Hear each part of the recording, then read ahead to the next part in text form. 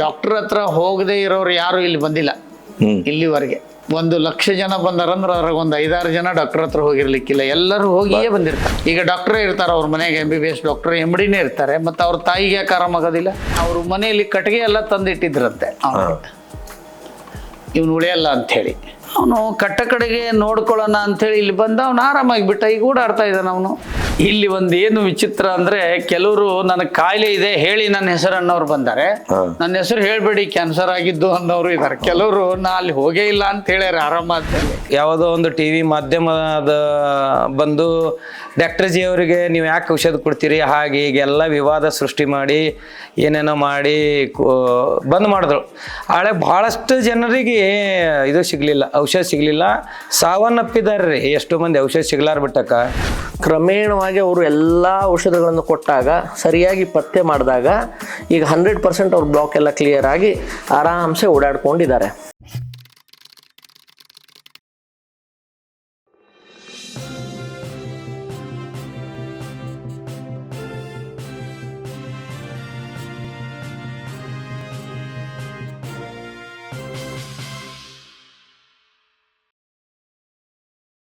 ನೀವು ಆರಂಭದಲ್ಲಿ ಯಾವುದೆಲ್ಲ ಔಷಧಗಳನ್ನು ನಾನು ಕೊಡಬಹುದು ಅಂತ ಏನಾದರೂ ಯೋಚನೆ ಮಾಡಿ ಆರಂಭಿಸಿದ್ರ ಅಥವಾ ರ್ಯಾಂಡಮ್ ಆಗಿ ಸ್ಟಾರ್ಟ್ ಮಾಡಿದ್ರೆ? ಇಲ್ಲ, ನಾನು ಅತಿ ಪ್ರಾರಂಭದಲ್ಲಿ ಮಾಡಿದಾಗ ಯೋಚನೆ ಮಾಡ್ಕೊಂಡಿರೋದಂದ್ರೆ, ಮೊಟ್ಟ ಮೊದಲಿಗೆ ನಾನು ಔಷಧಿ ಕೊಟ್ಟಿದ್ದು ನಮ್ಮ ತಾಯಿಯವರ ಕಿವಿಗೆ ಕೊಟ್ಟೆ. ನಾನು ಕಿವಿ ಮಂದಾಗಿದ್ದಕ್ಕೆ ನಾನು ಅಧ್ಯಯನನೂ ಮಾಡಿದೆ, ತಜ್ಞರನ್ನು ಕೇಳಿಕೊಂಡೆ, ಅದಕ್ಕೆ ಮುದ್ರೆಗಳನ್ನು ನೋಡಿದೆ. ಅವಳು ಕಿವಿ ಕೇಳಲಿಕ್ಕೆ ಶುರು ಮಾಡ್ತಾ, ಅದು ಆಶ್ಚರ್ಯ ಆಗಿ ಬೇರೆಯವ್ರಿಗೆ ಶುರು ಮಾಡಿದೆ. ಅಂದರೆ ಪ್ರಾರಂಭದ ದಿನದಲ್ಲಿ ನಾನು ಜಾಸ್ತಿ ಔಷಧಿ ಕೊಟ್ಟಿದ್ದು ಮೂಲವ್ಯಾಧಿ ಪೈಲ್ಸಿಗೆ. ಒಂದು 5-6 ತಿಂಗಳು ಬರೀ ಪೈಲ್ಸಿಗೆ ಕೊಟ್ಟೆ, ಯಾಕಂದ್ರೆ ನಾನು ಬೆಂಗಳೂರಲ್ಲಿ ಇರುವಾಗ ತುಂಬಾ ಜನರಿಗೆ ಪೈಲ್ಸ್ ಅಲ್ಲಿ. ಮತ್ತೆ ಬೆಂಗಳೂರಲ್ಲೇ ಪೈಲ್ಸ್ ಬಗ್ಗೆ ಅತ್ಯಂತ ಮೋಸ ವಂಚನೆ ಆಗ್ತಾ ಇರುವಂತ ಅದು ನೋಡಿ, ಹೆಜ್ಜೆಗೊಂದು ಪೈಲ್ಸ್ ಡಾಕ್ಟರ್ ಕಾಣಿಸ್ತಾರೆ. ಅದೊಂದು ದೋಷ, ಅದು ದೇಶಕ್ಕೆ ಬಂದಿರುವ ದೋಷ. ಅದನ್ನ ನಾವು ಆದರೆ ಆ ಮೂಲವ್ಯಾಧಿ ಅಲ್ಲಿ ಹಂಗೆ ಕೊಡಕ್ಕೆ ಶುರು ಮಾಡಿದೆ ಅಂದರೆ, ಇಲ್ಲಿ ಬಂದಾಗ ಕೆಲವ್ರು ಕೇಳಿಕೊಂಡು, ಬೆಂಗಳೂರಿನಲ್ಲಿ ತುಂಬ ಜನರಿಗೆ ಫೈಲ್ಸ್ ಇದೆ ಅಂದಾಗ ಕೆಲವು ನಮ್ಮ ವೈದ್ಯರು ಹೇಳಿದ್ರು, ಗುರುಗಳು, ಅದು ತುಂಬ ಸರಳ ಇದೆಯಪ್ಪ, ಹೀಗೆ ಮಾಡಿಬಿಟ್ರೆ ಸಾಕು, ಅದು ಆರಾಮಾಗುತ್ತೆ ಅಂದ್ರೆ ಆರಾಮಾಗೋದು. ಈಗಲೂ ನಾನು ಅದನ್ನೇ ಮಾಡ್ತೀನಿ, ಬೇರೆ ಏನೂ ಮಾಡೋದಿಲ್ಲ. ತುಂಬ ಕಡಿಮೆ ಬೆಲೆಯಲ್ಲಿ ಅದು ಮೂಲವ್ಯಾಧಿ 5 ಥರದ್ದು ಇರ್ತದೆ, 5-6 ಟೈಪ್. ಈಗ ಅವಾಗ್ಲಿಂದನೂ ಅದನ್ನು ಅದೇ ಔಷಧಿ ಕೊಟ್ಟು ಸರಿ ಮಾಡ್ತೀವಿ. ಅದಾದ ಮೇಲೆ ಈ ಸಂದು ನೋವು, ಕೀಲು ನೋವು, ಸೊಂಟ ನೋವು, ಬೆನ್ನು ನೋವಿಗೆ ಸಂಬಂಧಪಟ್ಟಂತೆ ಕೊಡ್ಲಿಕ್ಕೆ ಶುರು ಮಾಡಿದ್ವಿ. ನನಗೆ ಒಂದು ಚಿಕ್ಕವನಿರುವಾಗಿಂದಲೂ ಸ್ವಭಾವ ಅಂದರೆ, ಯಾರಿಗೆ ಯಾವುದು ಗುಣ ಆಗಿಲ್ಲಲ್ಲ ಅದು ಯಾಕೆ ಗುಣ ಆಗಲ್ಲ? ಕರೆಕ್ಟ್. ಮತ್ತು ಇವ್ರಿಗೆ ಯಾಕೆ ಗುಣ ಆಗ್ತದೆ, ಅವ್ರಿಗೆ ಯಾಕೆ ಗುಣ ಆಗಲ್ಲ, ಇವ್ರ ಹತ್ರ ಯಾಕೆ ಗುಣ ಆಗುತ್ತೆ, ಇಲ್ಲಿ ಯಾಕೆ ಗುಣ ಆಗಲ್ಲ, ಈ ಹುಚ್ಚು ನನಗೆ. ಎಲ್ಲಿ ಗುಣ ಆಗಿಲ್ಲ ಯಾವುದು ಅದನ್ನು ಗುಣ ಮಾಡಬೇಕು ಅನ್ನೋ ಒಂದು ಹುಚ್ಚು ಹಿಡಿಸ್ಕೊಂಡೆ.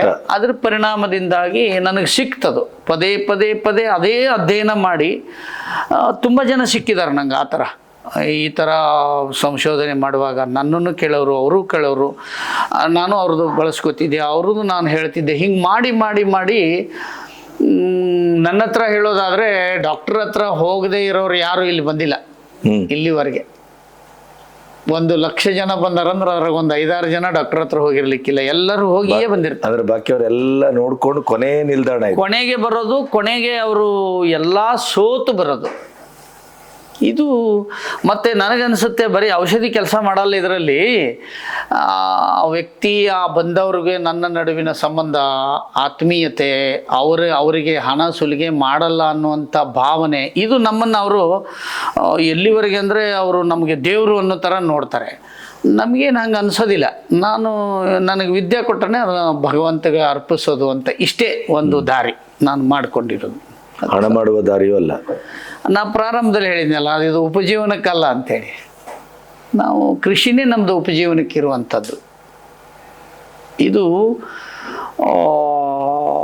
ಸಮಾಜಕ್ಕಾಗಿ ಇರುವಂಥದ್ದು. ನಾನು ಬಹಿರಂಗವಾಗಿ ಹೇಳಿದ್ದೀನಿ, ಯಾರು ಕಲಿತೀರಿ ಅವ್ರಿಗೆ ಉಚಿತವಾಗೇ ಕಲಿಸ್ಕೊಡ್ತೀನಿ ಅಂತ ಹೇಳಿದ್ದೀನಿ. ಕೆಲವರು ಕಲಿಸಿದ್ರಿ, ನೀವು ಕಲಿಸಿದ್ದೀವಿ. ನನ್ನ ಪ್ರಕಾರ ಪರ್ಫೆಕ್ಟ್ ಮಾಡಬೇಕಲ್ಲ. ನಿಮ್ಮ ಶಿಷ್ಯ ಅಂತ ಇನ್ನೂ ಯಾರು ಇಲ್ಲ, ಆಗಿಲ್ಲ. ಸ್ವಲ್ಪ ದಿನ ತಿಳ್ಕೊತಾರೆ, ಬಿಟ್ಟೋಗ್ಬಿಡ್ತಾರೆ. ಅದಕ್ಕೆ ಬುಕ್ಸ್ ಬರೆದು ಇಟ್ಬಿಟ್ಟೆ. ಯಾಕಂದರೆ ಇವ್ರು ಯಾರೋ ಭಾಳ ಒಳ್ಳೆ ವೈದ್ಯರಿದ್ರಂತೆ, ಇವರು ಏನು ಹೇಳಿ ಹೋಗಲಿಲ್ಲಲ್ಲ ಅಂತ ಅನ್ಬಾರ್ದು ಅಂತೇಳಿ ಪುಸ್ತಕ ಆಗಲೇ 20 ವರ್ಷ ಆಯ್ತು ನಾ ಬರೆದಿಟ್ಟು. ನಾನು ಏನು ಕೊಡ್ತೀನಿ ಅದನ್ನೇ ಅದ್ರಾಗ ಬರೆದಿದ್ದೀನಿ. ನಮ್ಮ ಸಂಘದ ಹಿರಿಯರು ಕೃಷ್ಣಪ್ಪನವರು ಮುನ್ನುಡಿ ಬರೆದು ಕೊಟ್ಟಿದ್ದಾರೆ. ಅದಕ್ಕೆ ನೀವು ನೋಡಿದ್ರಲ್ಲ. ಇಷ್ಟು ಅದಕ್ಕೆ ಸಂಬಂಧಪಟ್ಟಂತ. ಸೊ ಆ ನಂತರ ನೀವು ಮೂಲವ್ಯಾಧಿಯಿಂದ ಬೇರೆ ಬೇರೆ ರೋಗಕ್ಕೆ ಹೇಗೆ ಬಂದ್ರಿ? ಅಂದರೆ ಪಾರಂಪರಿಕ ವೈದ್ಯ ಪದ್ಧತಿಯಲ್ಲಿ ಆಲೋಪತಿ, ಹೋಮಿಯೋಪತಿ, ಆಯುರ್ವೇದ ಬರೋದಕ್ಕಿಂತ ಮೊದಲು ದೇಶದಲ್ಲಿ ಎಲ್ಲ ಕಾಯಿಲೆಗಳಿದ್ವು ಅಲ್ವಾ, ಬಹುತೇಕ ಎಲ್ಲ ಕಾಯಿಲೆಗಳಿದ್ವು. ಮತ್ತು ಈ ಸಿದ್ಧಾಂತ ಬರೋ ಮೊದಲು ಅದನ್ನು ಕೊಟ್ಟು ಆರಾಮ್ ಮಾಡಿದ್ರಲ್ವಾ. ಹೌದು, ಮತ್ತೆ ಎಲೋಪತಿ ಬರುವ ಮೊದಲು ಹೋಲಿಸ್ಟಿಕ್ ಅಪ್ರೋಚ್, ಹಾಂ ನಿನಗೇನಾಗಿದೆ ಅಂತ ಕೇಳ್ತಿದ್ರು, ಹೌದು, ಎಲ್ಲಿ ಏನಾಗಿದೆ ಅಂತ ಕೇಳ್ತಿರ್ಲಿಲ್ಲ. ಈಗ ಮೂಗುಗೊಂದು, ಕೈಗೊಂದು, ಕಿವಿಗೊಂದು, ಕಣ್ಣಿಗೊಂದು ಇದೆ. ಆಮೇಲೆ ಎಲ್ಲ ಕಾಯಿಲೆನೂ ಅವಾಗ ಗುಣ ಮಾಡಿದ್ದಾರೆ ಅಂದರೆ ನಾನು ಯಾಕೆ ಮಾಡಬಾರ್ದು? ನಾ ಭಾಳಷ್ಟು ಕಡೆ ಓಡಾಡಿದಾಗ ನನಗಿಂತನೂ ಪಂಡಿತರು ಈ ದೇಶದಲ್ಲಿ, ನಾಡಿನಲ್ಲಿ ಸಾವಿರಾರು ಜನ ಇದ್ದಾರೆ. ಅವ್ರನ್ನೆಲ್ಲ ಮಾಡಿದಾಗ ಅವ್ರು ಹೇಳೋರು, ಇಲ್ಲ ಇದನ್ನು ಮಾಡಬೇಕು, ಇಲ್ಲ ಜನಗಳಿಗೆ ತೊಂದರೆ ಆಗ್ತದೆ ಅಂತ ಹೇಳ್ತಿದ್ರು. ನಾನು ದೊಡ್ಡ ಈ ದಕ್ಷಿಣ ಕರ್ನಾಟಕದಲ್ಲಿ ತುಂಬ ಜನ ಭೇಟಿಯಾದಾಗ ಅವರ ಮಾರ್ಗದರ್ಶನದಲ್ಲಿ ಇದನ್ನು ಮುಂದುವರಿಸಿ ಎಲ್ಲ ಬಹುತೇಕ ಇಂಥದ್ದಿಲ್ಲ ಮಾಡಿಲ್ಲ ಅಂತ ಹೇಳೋಕ್ಕಿಂತ ಈಗ ಏನು ಮಾಡ್ತಿದ್ದಿಲ್ಲ ಅಂತ ನಾವು ಯಾರೋ ಕೈ ಮುರ್ಕೊಂಡು ಬಂದರು ಅಂದರೆ ನಾವು ಮಾಡ್ತಿರ್ಲಿ. ಇಂಥಲ್ಲಿ ಹೋಗಿ, ಇಂಥ ಪಾರಂಪರಿಕ ವೈದ್ಯರ ಹತ್ರ ಹೋಗಿ, ಕಣ್ಣಿನ ಪೊರೆ ಬಂದಿದೆ ತೆಗಿಸ್ಬೇಕೀಗ, ಇಂಥಲ್ಲಿ ಹೋಗಿ ತೆಗಿಸ್ಕೊಂಡು ಬರ್ರಿ. ಆಮೇಲೆ ಏನೋ ಆಕ್ಸಿಡೆಂಟ್ ಆಗಿಬಿಟ್ಟಿದೆ, ಅದನ್ನು ನಾವು ನೋಡಲ್ಲ, ಇಂಥಲ್ಲಿ ಹೋಗಿ ಅದಕ್ಕೆ ಮೊದಲು ಪ್ರೈಮರಿ ಫಸ್ಟ್ ಏಡ್ ಮಾಡಿಸ್ಕೊಳ್ಳಿ, ಆಮೇಲೆ ಆ ನೋವು ಉಳಿದ್ರೆ ಮಾಡೋಣ ಅಂತ ಹೇಳ್ತೀನಿ. ಅಷ್ಟು ಹೌದು. ಹೀಗೆ. ಸೊ ಈ ಕ್ಯಾನ್ಸರ್ ಬಂದದ್ದು ಯಾವಾಗ? ಕ್ಯಾನ್ಸರು ಪ್ರಾರಂಭದಲ್ಲಿ ಒಂದು 4-5 ವರ್ಷಗಳಾದ ಮೇಲೆ, 93 ಅಂದರೆ ಹೆಚ್ಚು ಕಡಿಮೆ ಒಂದು 93ರಿಂದ ಒಂದು 4-5 ವರ್ಷ ಆದಮೇಲೆ ಒಂದು ಕೇಸ್ ಬಂತು ನಮ್ಮ ಹತ್ರ, ಇಲ್ಲೇ ಪಕ್ಕದ ಊರಿಂದು. ಇಲ್ರಿ ನಮಗೇನು ಮಾಡೋಕ್ಕಾಗಲ್ಲ ಅಂದ್ಕೊಳ್ಳೇನೆ ನಾನು ಕ್ಯಾನ್ಸರಿಗೆ ಮೆಡಿಸಿನ್ ಕೊಟ್ಟೆ. ನನಗೆ ಕುತೂಹಲ ಹೆಚ್ಚಾಯ್ತದು. ಅದನ್ನು ಕೊಟ್ಟ ತಕ್ಷಣ ಅವನು ಚೇತರಿಸ್ಕೊಳ್ಳೋಕೆ ಶುರು ಮಾಡಿಬಿಟ್ಟ. ಆವಾಗ ನನಗೆ ಕುತೂಹಲ ಬಂತು, ಇದನ್ನ ಯಾಕೆ ತೊಗೊಳ್ಬಾರ್ದು ಅಂತ ತೊಗೊಂಡ್ವಿ. ಹಾಗೆ ಒಬ್ಬೊಬ್ಬರಿಗೆ ತಿಂಗಳಿಗೆ ಒಂದು ಪೇಷಂಟ್ ಬರ್ತಿತ್ತವ ಕ್ಯಾನ್ಸರಿಂದು. ಅವರು ಯಾವಾಗ ಮೊದಲಿಗಿಂತ ಆರಾಮಾಗಕತ್ತಾರಂದ್ರಲ್ವ, ಇದು ಪೂರ್ಣ ನಾರ್ಮಲ್ ಮಾಡಬೇಕಲ್ಲ ಅನ್ನೋದು ಬಂತು. ಅವಾಗ ಅದು ಕೊಡ್ಲಿಕ್ಕೆ ಶುರು ಮಾಡಿ. ಈಗೊಂದು ಅಂದಾಜು 15 ವರ್ಷದಿಂದ ಕ್ಯಾನ್ಸರ್ಗೆ ಜೋರ ಆಗ್ಬಿಟ್ಟು. ಸುಮಾರು ಎಷ್ಟು ಜನರಿಗೆ? ಈ ಒಟ್ಟು ಬಂದಿರೋದ್ರಲ್ಲಿ ಸುಮಾರಾಗಿ 1.5 to 2 ಲಕ್ಷ ಜನ ಬಂದಿರ್ಬೋದು, ಕ್ಯಾನ್ಸರ್ಗೋಸ್ಕರನೇ ಬಂದಿರ್ಬೋದು. ಕೊನೆಯ ಸ್ಟೇಜಲ್ಲೇ ಬಂದಿರೋದೇ ಜಾಸ್ತಿ, ಆಸ್ಪತ್ರೆಗೆ ಹೋಗಿ ಬಂದಿರೋರೇ ಜಾಸ್ತಿ, ದುಡ್ಡು ಕಳ್ಕೊಂಡು ಬಂದಿರೋರೇ ಹೆಚ್ಚು. ಎಲ್ಲರೂ ಬರೀ ಅವರೇನೆ. ಕೆಲವರಿಗೆ ಇನ್ನು ಓಡಾಡೋಕ್ಕೆ ಬರಲ್ಲ, ಕೋಮಾ ಸ್ಥಿತಿ ಒಳಗದಾರೆ, ಏನೂ ಮಾಡೋಕ್ಕಾಗಲ್ಲ, ಶುಗರು ಇದೆ ಅವ್ರಿಗೆ, ನಾನಾ ಥರ ಇದೆ ಅಂದಾಗ ಅವು ಔಷಧಿನೇ ಕೆಲಸ ಮಾಡಲ್ಲ ಅಲ್ವಾ. ಈಗ ಡಾಕ್ಟ್ರೇ ಇರ್ತಾರೆ ಅವ್ರ ಮನೆಗೆ, MBBS ಡಾಕ್ಟ್ರ್, MDನೇ ಇರ್ತಾರೆ, ಮತ್ತು ಅವ್ರ ತಾಯಿಗೆ ಯಾಕೆ ಆರಾಮಾಗೋದಿಲ್ಲ? ಕರೆಕ್ಟು ಅಲ್ವಾ. ಹಾಗೆ ಇದು ಕೂಡ ನಾವು ಪ್ರಾಣಕ್ಕೆ ಔಷಧಿ ಕೊಡೋದಿಲ್ಲ, ಬಂದಿರುವ ಕಾಯಿಲೆ ಗುಣಪಡಿಸ್ಲಿಕ್ಕೆ ಔಷಧಿ ಕೊಡ್ತೀರಿ. ಅವನ ದೈಹಿಕ ರೋಗ ನಿರೋಧಕ ಶಕ್ತಿ ಆಧಾರದ ಮೇಲೆ ಅದು ಗುಣ ಆಗ್ತದೆ. ಮತ್ತು ಅವನಲ್ಲಿ ವಿಶ್ವಾಸ ಇರಬೇಕು, ಧೈರ್ಯ ಇರಬೇಕು, ನಂಬಿಕೆಯಿಂದ ತಗೊಳ್ಬೇಕಮ್ಮ ಅದನ್ನು ಔಷಧಿಯನ್ನು. ಮತ್ತು ಅವ್ರ ಮನೆಯಲ್ಲೂ ಅವ್ರು ಚೆನ್ನಾಗಿ ಉಪಚಾರವನ್ನು ಮಾಡಬೇಕು. ನನ್ನ ದೃಷ್ಟಿಲಿ ಎಂಥ ಅದ್ಭುತ ಔಷಧಿ ಕೊಟ್ಟರು, ಪಥ್ಯ ಮಾಡದೆ ಹೋದ್ರೆ ಆರಾಮಾಗಲ್ಲ. ನಾನು ಸಿದ್ಧ ಮಾಡ್ಕೊಂಡ್ಬಿಟ್ಟಿದ್ದೀನಿ, ಪಥ್ಯ ಮಾಡಲಿಲ್ಲ ಅಂದ್ರೆ ಆರಾಮಾಗಲ್ಲ. ಬರೀ ಪಥ್ಯ ಮಾಡಿದ್ರು ಅವ್ರು ಚೆನ್ನಾಗಿ ಆರಾಮಾಗ್ಬೋದು, ನನ್ನ ಅಭಿಪ್ರಾಯ. ಈಗ ಎಲ್ಲ ಟೈಪ್ ಕ್ಯಾನ್ಸರ್ಗೂ ಮಾಡಿದ್ದೀವಿ. ಅದರಲ್ಲಿ ಪರಿಣಾಮ ಆಗುವಂಥದ್ದು ಪ್ರಮಾಣ ಹೆಚ್ಚಿರೋದ್ರಿಂದ ನನಗೆ ಕ್ಯಾನ್ಸರ್ ಡಾಕ್ಟರ್ ಅಂತಲೇ ಹೆಸರು ಬಿದ್ದಿದೆ. ಈಗ ಎಲ್ಲ ಕಡೆ ನೋಡಿದ್ರು ಕ್ಯಾನ್ಸರ್ ಡಾಕ್ಟ್ರೇ ಅಂತಾರೆ. ನನ್ನ ಹೆಸರು ಪ್ರವೀಣ್ ಗೋಪಾಲರಾವ್ ಸಪಾರೆ ಅಂತ. ನಾನು ಮೂಲತಃ ಟೀಚರು. ನಾನು ಮಕ್ಕಳಿಗೆ JEE, ನೀಟು ಮತ್ತು KCETಗೋಸ್ಕರ ಪ್ರಿಪ್ರೇಷನ್ಗೋಸ್ಕರ ಅಂತ ತಯಾರಿ ಮಾಡಿಸ್ತೀನಿ. ನಾನು ನಮ್ಮ ಗುರುಗಳಾದಂಥ ಡಾಕ್ಟರ್ ಹನುಮಂತ್ ಮಳಲಿ ಅವ್ರ ಬಗ್ಗೆ ಒಂದೆರಡು ಘಟನೆಗಳನ್ನು ನನ್ನ ಜೀವನದಲ್ಲಿ ನಡೆದಿರೋದನ್ನ ಹೇಳ್ತಾ ಇದ್ದೀನಿ. ಸುಮಾರು ಒಂದು 8 ವರ್ಷದ ಹಿಂದೆ ನಮ್ಮ ಒಬ್ಬ ಫ್ರೆಂಡು ಅಮಿತ್ ಅಂತ, ಅವ್ರ ತಾಯಿ ತುಂಬ ಸೀರಿಯಸ್ ಇದ್ದರು. 2 ಹಾರ್ಟ್ ಅಟ್ಯಾಕ್ ಆಗಿತ್ತು. 3ನೇ ಹಾರ್ಟ್ ಅಟ್ಯಾಕಿಗೆ ಹೆಚ್ಚು ಕಮ್ಮಿ 62 ಏಜ್ ಇತ್ತು. ಅವ್ರಿಗೇನು ಹೇಳಿದರು ಅಂತಂದರೆ ಡಾಕ್ಟರ್ಸ್ ಎಲ್ಲ ಹುಬ್ಬಳ್ಳಿಯಲ್ಲಿ, ಇಲ್ಲ ಇದು 3rd operation, 3rd heart attack ಆಗಿದೆ, ಇಟ್ ಈಸ್ ವೆರಿ ಸಿವಿಯರ್, ಮತ್ತು ನಾವು ಆಪ್ರೇಷನ್ ಅಂತೂ ಮಾಡ್ತೀವಿ, ಆದರೆ ಸಿಕ್ಕಾಪಟ್ಟೆ ರಿಸ್ಕ್ ಇದೆ, ಆಗಲಿಕ್ಕಿಲ್ಲ, ಇದು ನಿಮ್ಮ ಜವಾಬ್ದಾರಿ ಮೇಲೆ ನಾವು ಮಾಡ್ತೀವಿ ಅಂತ ಹೇಳಿದರು. ತಕ್ಷಣ ನಾವು ಏನು ಮಾಡಿದ್ವಿ, ನಮಗೆ ಡಾಕ್ಟರ್ ಹನುಮಂತ್ ಮಳಲಿ ಅವ್ರ ಪರಿಚಯ ಇತ್ತು. ಅವ್ರು ಫೋನ್ ಮಾಡಿ ಹೇಳಿದ್ವಿ ಹಿಂಗಿದೆ ಅಂತ. ಅವ್ರೇನಾದರೂ ಬನ್ನಿ ಬುಧವಾರ ಬನ್ನಿ ಅಂತ ಕರ್ಕೊಂಡು ಹೋದ್ವಿ. ಹಾಗೆ ಕಾರಲ್ಲೇ ಆ್ಯಂಬುಲೆನ್ಸಲ್ಲೇ ಕರ್ಕೊಂಡು ಬಂದ್ವಿ. ಅವ್ರಿಗೆಲ್ಲ ನೋಡಿದ್ವಿ. ಅವರೆಲ್ಲ ನೋಡಿ ಅವ್ರಿಗೆಲ್ಲ ಏನು ಹೇಳಿದ್ರು ಅಂತಂದರೆ, ನಾನು ಕೆಲವೊಂದು ಮಾಹಿತಿಗಳನ್ನು ಕೊಡ್ತೀನಿ ಹಾರ್ಟ್ ಅಟ್ಯಾಕ್ ಬಗ್ಗೆ, ಆಮೇಲೆ ಯಾವ ಥರ ಅದನ್ನು ಪತ್ತೆ ಮಾಡಬೇಕು, ಯಾವ ಥರ ಔಷಧಿಗಳನ್ನು ತೊಗೋಬೇಕು ಅನ್ನೋದನ್ನು ಕೂಲಂಕುಷವಾಗಿ ಹೇಳಿದರು. ಅದು ಹೇಳಿದ ಮೇಲೆ ನಮ್ಮ ಫ್ರೆಂಡ್ ಅಮಿತ್ ಅವ್ರ ತಾಯಿಯವರು ಅದನ್ನು ಕರೆಕ್ಟಾಗಿ ಮಾಡ್ಕೊಂಡಿದ್ದಕ್ಕೆ ಡಾಕ್ಟರ್ ಹೇಳಿದರು, ಒಂದು ಜಾಸ್ತಿ ಅಂದ್ರೆ ಒಂದು 15-20 ದಿನ ಸರ್, ಅದಕ್ಕಿಂತ ಜಾಸ್ತಿ ನಾವೇನು ಹೇಳೋಕೆ ಬರಲ್ಲ ಅಂತ. ಆದರೆ ಇವರು ಟ್ರೀಟ್ಮೆಂಟಿಂದ ಸುಮಾರು 3.5 ಇಂದ 4 ವರ್ಷಗಳ ಕಾಲ ಅವ್ರು ಜೀವಂತವಾಗಿದ್ದರು. ಅದಾದ ನಂತರ ಯಾವುದೋ ಒಂದು ಚಿಕ್ಕ ಆಕ್ಸಿಡೆಂಟ್ನಲ್ಲಿ ಅವ್ರಿಗೆ ಪೆಟ್ಟು ಬಿದ್ದು ತೀರ್ಕೊಂಡ್ರು. ಎಂತೆಂಥ ಕೇಸ್ಗಳನ್ನು ನಾನು ನೋಡಿದ್ದೀನಿ ಅಂತಂದರೆ ಇದು ಒಂದು ಉದಾಹರಣೆ. ಎರಡನೇ ಉದಾಹರಣೆ ನಮ್ಮ ಕಾಕ ಚಿಕ್ಕಪ್ಪ, ಅವ್ರ ಹೆಸರು ಗೋಪಾಲರಾವ್ ಹೆಗ್ಬೋಟೆ ಅಂತ. ಅವರು ರಾಣೆಬೆನ್ನೂರದವ್ರು ಮೂಲತಃ. ಅವರು ಕೂಡ ವೃತ್ತಿಯಿಂದ ನಿವೃತ್ತರಾಗಿ ಇಂಜಿನಿಯರಿಂಗ್ ನಿವೃತ್ತಿ ಪಡೆದಿದ್ದಾರೆ. ಅವ್ರಿಗೂ ಹಾರ್ಟ್ ಅಟ್ಯಾಕ್ ಆಗಿತ್ತು. ಹಾರ್ಟ್ ಅಟ್ಯಾಕ್ ಆಗಿ ಆಂಜಿಯೋಪ್ಲಾಸ್ಟಿ ಮಾಡಿದಾಗ ಅವ್ರಿಗೆ 3 ಬ್ಲಾಕ್ಸ್ ಕಂಡು ಬಂದು 3 ಬ್ಲಾಕ್ಸ್ ಕಂಡು ಬಂದ ಕೂಡಲೇ ಇಲ್ಲ, ಇಮಿಡಿಯೇಟ್ಲಿ ನೀವು ಸ್ಟಂಟ್ ಹಾಕಿಸ್ಕೋಬೇಕು ಅಂತ ಹೇಳಿದರು. ಆಮೇಲೆ ನಾವು ಒಂದು ಸ್ವಲ್ಪ ಟೈಮ್ ತೊಗೊಂಡು ನಾವು ನೋಡ್ತೀವಿ ಅಂತ ಮತ್ತೆ ತಕ್ಷಣ ಇಲ್ಲೇ ಕರ್ಕೊಂಡು ಬಂದ್ವಿ. ಕರ್ಕೊಂಡು ಬಂದ ಕೂಡಲೇ ಆಮೇಲೆ ಅವ್ರಿಗೂ ಸೇಮ್ ಇದೇ ಥರ ಪತ್ತೆ ಮಾಡಿದರು. 3 ತಿಂಗಳಿಗೆ ಒಂದ್ಸತಿ ಬನ್ನಿ ಅಂತ ಹೇಳಿದರು. 3 ತಿಂಗಳು, ಆಮೇಲೆ ಇನ್ನೊಂದು 3 ತಿಂಗಳು, ಹಿಂಗೆ ಸುಮಾರು ಒಂದು 9 ತಿಂಗಳವರೆಗೂ ಕ್ರಮೇಣವಾಗಿ ಅವರು ಎಲ್ಲ ಔಷಧಗಳನ್ನು ಕೊಟ್ಟಾಗ ಸರಿಯಾಗಿ ಪತ್ತೆ ಮಾಡಿದಾಗ ಈಗ 100% ಅವ್ರ ಬ್ಲಾಕ್ ಎಲ್ಲ ಕ್ಲಿಯರ್ ಆಗಿ ಆರಾಮ್ಸೆ ಓಡಾಡ್ಕೊಂಡಿದ್ದಾರೆ. ಸೊ ನನ್ನ ಒಂದು ಅನುಭವ, ಇವೆರಡು ಅನುಭವಗಳನ್ನು ನಾನು ಸೇರ್ಲಿಕ್ಕೆ ಇಚ್ಛೆ ಮಾಡಿದೆ. ಅದೇ ರೀತಿ ಇವತ್ತು ನಮ್ಮ ತಂದೆಯವರಿಗೆ 2 ಬ್ಲಾಕ್ಸ್ ಕಂಡು ಬಂತು. ಸೇಮ್ ಅದೇ ಡಾಕ್ಟರ್ಸ್ ಹಾಗೆ ಹೇಳಿದರು. ಆದರೆ ನನಗೆ ಇವ್ರ ಮೇಲೆ ವಿಶ್ವಾಸ ಇದ್ದಿದ್ದಕ್ಕೆ ಮತ್ತೆ ಅವ್ರನ್ನೂ ಕೂಡ ಇವತ್ತಿಗೆ ಇಲ್ಲೇ ಕರ್ಕೊಂಡು ಬಂದು ಅವ್ರಿಗೆ ಟ್ರೀಟ್ಮೆಂಟ್ ಮಾಡಿಸ್ತಾ ಇದ್ದೀನಿ. ನಮಸ್ಕಾರ, ನಾನು ಶಿವಾನಂದ ಕುಂಬಾರ್ ಅಂತ, ಕಲಬುರಗಿ ಜಿಲ್ಲೆ ಅಫ್ಜಲ್ಪುರ ತಾಲೂಕು ರೇವೂರು ಗ್ರಾಮದವನು. ಇವಳು ನಮ್ಮ ತಾಯಿ. 2 ವರ್ಷದ ಹಿಂದೆ ಕ್ಯಾನ್ಸರ್ ಆಗಿತ್ತು. ಇವರಿಗೆ ಕಲಬುರಗಿ HCG ಆಸ್ಪತ್ರೆಯಲ್ಲಿ ತೋರಿಸ್ತೀವಿ. 3.5 ಲಕ್ಷ ಮೇಲ್ಪಟ್ಟು ಹಣ ಹಾಕ್ತೀವಿ. ರಿಡಕ್ಷನ್ನು, ಇಂಜೆಕ್ಷನ್ನು ಸಾಕಷ್ಟು ತ್ರಾಸು ಕೊಟ್ಟರು. ಅಳುತ್ತಿದ್ದಳು ನಮ್ಮ ತಾಯಿ. ನನಗೆ ಅಲ್ಲಿ ದವಾಖಾನಿಗೆ ಹೋಗ್ಬೇಡ್ರಿ, ನರಕ ದರ್ಶನ ಆಗ್ತದ, ಭಾಳ ತ್ರಾಸು ಮಾಡಕತ್ತಾರ, ನನಗೆ ಹಿಂಗೆ ಬಿಡ್ರಿ, ಇಲ್ಲೇ ಮನೆಗೆ ಸಾಯ್ತೀನಿ ಅಂತೇಳಿ ಅಳ್ತಿಳು. ಸಣ್ಣ ಹುಡುಗರು ಅಳ್ತಂಗೆ. ಮತ್ತು ದವಾಖಾನಿಗೆ ಹೋಗ್ಬೇಕಾದ್ರೆ ಕಾರ್ನಾಗ ಎತ್ಕೊಂಡು ಹೋಗಿ, ಖುಷಿಗೆ ಎತ್ಕೊಂಡು ಹೋದಂಗೆ ಹೋಗಿ ದವಾಖಾನೆ ತೋರಿಸ್ತಿದ್ವಿ. ನಡ್ಲಿಕ್ಕೆ ಬರ್ತಿದ್ದಿಲ್ಲ. ತಿಂಗಳಾನ್ಗಟ್ಲೆ ಅಡ್ಮಿಟ್ ಮಾಡಿದ್ವಿ. ಇನ್ನೂ 2% ಉಳಿದಿತ್ತು ರೀ, ಇನ್ನೂ ಕಡಿಮೆ ಆಗಿಲ್ಲ. ಇನ್ನೊಂದು 2 ತಿಂಗಳಲ್ಲಿ ಆಪ್ರೇಷನ್ ಮಾಡೋಣ, ಸ್ವಲ್ಪ ಈ ಔಷಧ ತೊಗೊಂಡು ಕಿಸಿ ಬನ್ನಿರಿ ಅಂತ. ನಾನು ಹಿಂಗೆ ಡಾಕ್ಟರ್ ಜಿ ಬಗ್ಗೆ ತಿಳ್ಕೊಂಡಿದ್ದೆ ರೀ, ಡಾಕ್ಟರ್ ಹನುಮಂತ ಮಳಲಿ ಬಗ್ಗೆ. ಅದಕ್ಕೆ ಬೇಡ ಅವ್ರದ್ದು ಕಲಬುರಗಿ ಡಾಕ್ಟರ್ದು ಬೇಡ, ನೋಡೋಣ ಡಾಕ್ಟರ್ ಹನುಮಂತ ಮಳಲಿ ಅವ್ರ ಬಳಿ ಕರ್ಕೊಂಡು ಬರೋಣ ಅಂತ ಬಂದೆ. ಅವ್ರಂದ್ರು ಏನಿಲ್ಲ, ಸರಳ ಕಡಿಮೆ ಆಗ್ತದಂತೆ. ಒಂದು ಕಿಟ್ ಕೊಟ್ಟರು. ಆ ಕಿಟ್ 2 ತಿಂಗಳು ತೊಗೊಳೋದಾಗ ಅರ್ಧ ಗುಣಮುಖ ಆಗಿದಳು. ಮುಂದೆ ಇನ್ನೊಂದು ಕಿಟ್ ತೊಗೊಂಡು ನೋಡ್ರಿ, ಅದು ಪೂರ್ತಿ ತೊಗೊಂಡ್ಬಿಡೋಕೆ ಪೂರ್ತಿ ಗುಣಮುಖ ಆದಳು. ಅದೇ HC ದವಾಖಾನಿಗೆ ಹೋಗಿ ಕರ್ಕೊಂಡು ಹೋಗಿದ್ದೇವ್ರಿ, ಕಲಬುರಗಿ HCG. ಅಲ್ಲಿ ಹೋಗಿ ಸ್ಕ್ಯಾನಿಂಗ್ ಮಾಡಿ ನೋಡಿದ್ರೆ ಪೂರ್ತಿ ಕ್ಲಿಯರ್ ಆಗಿತ್ತು. ಈ ಥರ ಇಲ್ಲಿ ಒಳ್ಳೆ ನಮ್ಗೆ ಔಷಧ ಸಿಕ್ಕಿ ನಮ್ಮ ತಾಯಿ ಮತ್ತೆ ಪುನರ್ಜನ್ಮ ಪಡೆದಳು ಡಾಕ್ಟರ್ ಹನುಮಂತ ಮಳಲಿ ಅವರಿಂದ. ಈಗ ತಿರುಗಾಡ್ತಾಳೆ, ಓಡಾಡ್ತಾಳೆ, ಊಟ ಮಾಡ್ತಾಳ್ರಿ, ಯಾವುದೇ ತೊಂದರೆ ಇಲ್ಲ. ನಮ್ಮ ತಾಯಿಗೆ ಆರೋಗ್ಯವಾಗಿದ್ದು ಇಡೀ ನಮ್ಮ ಊರು ಗಮನಿಸ್ತು, ಸುತ್ತಹಳ್ಳಿ ಗಮನಿಸ್ತು. ಕಲ್ಲವ್ವ ಸಾಯ್ತಿದ್ದಳಲ್ಲ, ಇಷ್ಟು ಹೆಂಗೆ ಆರಾಮಾಯಿತು ಅಂತ ಕೇಳ್ತಿದ್ರು. ಹಿಂಗೆ ಡಾಕ್ಟರ್ ಹನುಮಂತ ಮಳಲಿ ಬಲ್ಲಿ ಅಂತಂದರೆ ನಾವು ಹೋಗೋಣ ಅಂತ ಬಂದರು.